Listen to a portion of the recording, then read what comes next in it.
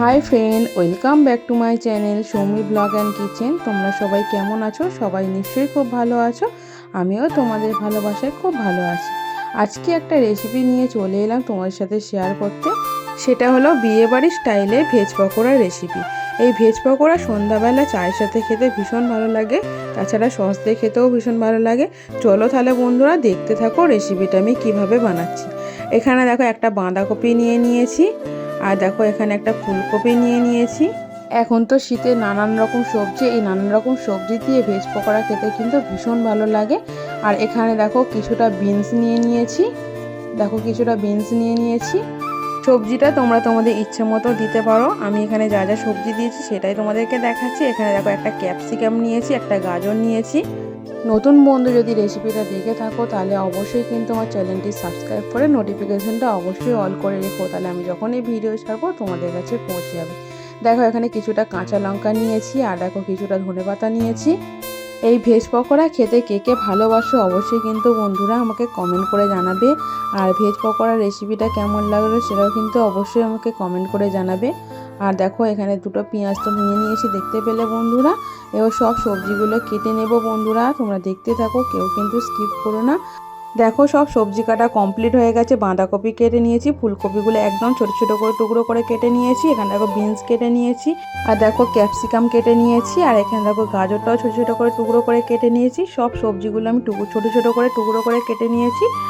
দেখো এখানে পেঁয়াজ কুচিয়ে নিয়েছি, কাঁচা লঙ্কা কুচিয়ে নিয়েছি, ধনেপাতা কুচিয়ে নিয়েছি, আর এখানে দেখো একটু আদা গ্রেট করে নিয়েছি, একটু রসুন গ্রেট করে নিয়েছি। আর এখানে আমি কোনো সবজি আমি ভাপাবো না, এমনি আমি পকোড়াটা বানাবো। আর কি কি মশলা নিয়েছি বন্ধুরা দেখে নাও।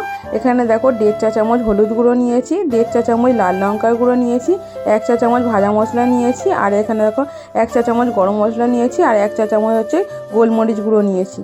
এখানে দেখো নুন নিয়ে নিয়েছি, নুনটা অবশ্যই তো স্বাদ মতো দিতে হবে। আর এখানে দেখো কর্নফ্লোর নিয়ে নিয়েছি, এখানে 4 চামচ কর্নফ্লোর আছে। আর এখানে নিয়েছি বেসন, এখানে 200 গ্রাম প্যাকেটে একটা বেসন নিয়ে নিয়েছি। আর হ্যাঁ, বাঁধাকপিটা আর ফুলকপিটা বন্ধুরা আমি অর্ধেকটা করে দিয়েছি, পুরোটা দিইনি। এখানে দেখো একটা বড় পাত্র নিয়ে নিয়েছি, বড় পাত্রের মধ্যে সব সবজিগুলো আমি এক এক করে নিয়ে নিচ্ছি। দেখো বাঁধাকপি নিয়ে নিলাম, গাজর নিয়ে নিচ্ছি, সব সবজিগুলো আমি এক এক করে নিয়ে নিচ্ছি। এই দেখো বিনস নিয়ে নিলাম, ক্যাপসিকাম নিয়ে নেব, সব কিছু নিয়ে নেব। আর বন্ধুরা ভালোবেসে পাশে থাকার জন্য সবাইকে অনেক অনেক ভালোবাসা। তোমরা এইভাবেই ভালোবেসে পাশে থেকো, আমাকে সাপোর্ট করো। তোমাদের ভালোবাসা ছাড়া কোনো কিছুই সম্ভব নয়, তোমাদের পাশে সবসময় আছি। বাচ্চারা তো সবজি খেতেই চায় না, কিন্তু এইভাবে ভেজ পকোড়া বানিয়ে দিলে বাচ্চা থেকে বড় সবাই খেতে খুব পছন্দ করবে। দেখো সব সবজিগুলো গামলার মধ্যে নিয়ে নিলাম। এবার দেখো পেঁয়াজ কুচিগুলো নিয়ে নিচ্ছি, আর দেখো কাঁচা লঙ্কা কুচি, ধনেপাতা কুচি সব নিয়ে নিচ্ছি এক এক করে।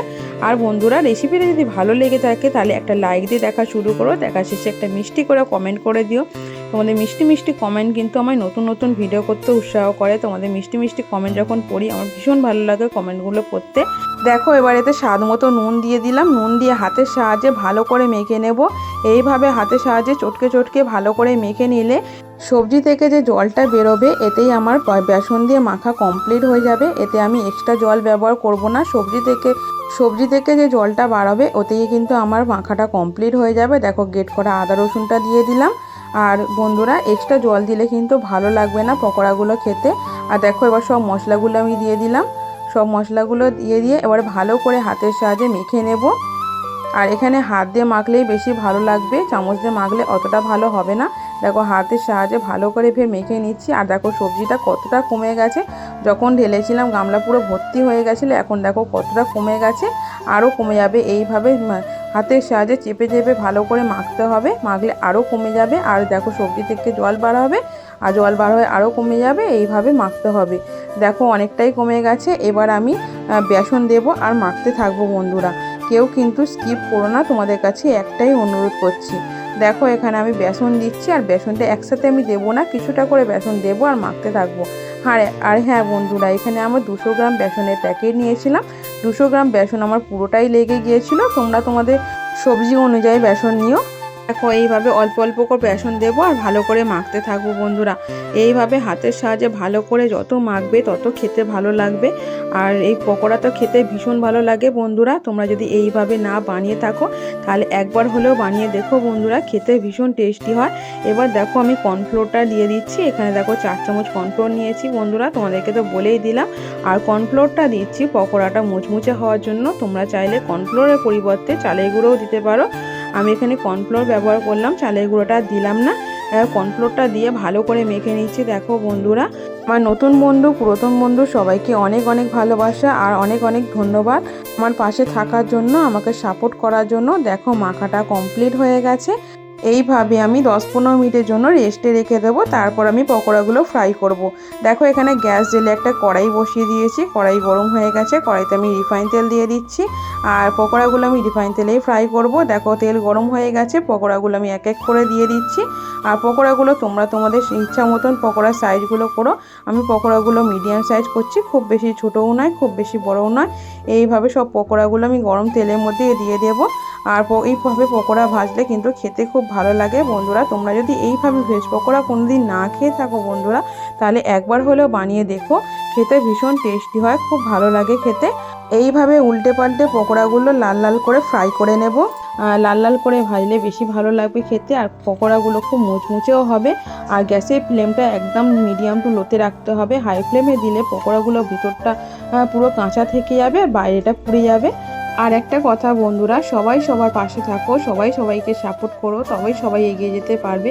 কেউ কিন্তু একা একা এগিয়ে যেতে পারবে না, তাই সবাই সবাইকে সাপোর্ট করতে হবে। দেখো এইভাবে পকোড়াগুলো উল্টে পাল্টে লাল লাল করে ভেজে নেব বন্ধুরা। দেখো পকোড়াগুলো আমার ভালো করে লাল লাল করে ফ্রাই করা হয়ে গেছে। এবার আমি পকোড়াগুলো তুলে নেব।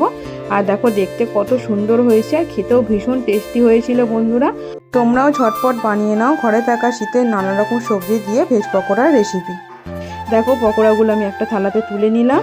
এবার বাকি পকোড়াগুলো এইভাবে ভেজে নেব। ফের দেখো পকোড়াগুলো ফের গরম তেলের মধ্যে দিয়ে দিচ্ছি। এইভাবে বাকি পকোড়াগুলো আমি ফ্রাই করে নেব। বড়দের প্রণাম আর ছোটদের অনেক অনেক ভালোবাসা পাশে থেকে সাপোর্ট করার জন্য। তোমরা এইভাবেই ভালোবেসে পাশে থেকো, আমিও তোমাদের পাশে সবসময় আছি।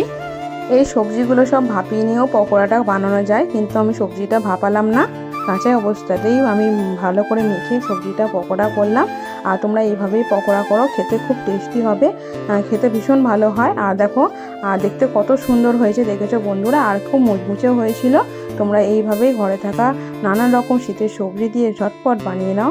আর চায়ের সাথে বা কফির সাথে বা সস দিয়ে খেতে ভীষণ ভালো লাগে সন্ধ্যাবেলা। দেখো বন্ধুরা দেখতে কত সুন্দর লাগছে, আর নানান রকম সবজি বলে কালারফুল হয়েছে, কত সুন্দর দেখতে লাগছে বন্ধুরা। আমি এই ভেজ পকোড়া রেসিপিতে রসুন আর পেঁয়াজ ব্যবহার করেছি, তোমরা চাইলে নাও দিতে পারো, রসুন আর পেঁয়াজটা স্কিপ করে দিতে পারো। পেঁয়াজ রসুন ছাড়াও এই ভেজ পকোড়া খেতে ভীষণ টেস্টি হয়, খুব ভালো লাগে। দেখো এই পকোড়াগুলো ভালো করে লাল লাল করে ফ্রাই করা হয়ে গেছে। এই পকোড়াগুলো আমি তুলে নেব এবারে বন্ধুরা। আর দেখো দেখতে কত সুন্দর লাগছে। দেখো এই পকোড়াগুলোও আমি তুলে নিচ্ছি বন্ধুরা। আমার রেসিপি তোমাদের কেমন লাগে অবশ্যই কিন্তু আমাকে কমেন্ট করে জানিও। আর এই ভেজ পকোড়া রেসিপিটা তোমাদের কেমন লাগলো সেটাও অবশ্যই কিন্তু আমাকে কমেন্ট করে জানিও। দেখো সব পকোড়া ভাজা আমার কমপ্লিট হয়ে গেছে। কেমন লাগলো অবশ্যই কিন্তু আমাকে কমেন্ট করে জানাতে ভুলবে না কিন্তু বন্ধুরা। সম্পূর্ণ ভিডিওটি দেখার জন্য সবাইকে অসংখ্য ধন্যবাদ। সবাই খুব ভালো থেকো, সুস্থ থেকো, সাবধানে থেকো। আজকের মতো টাটা।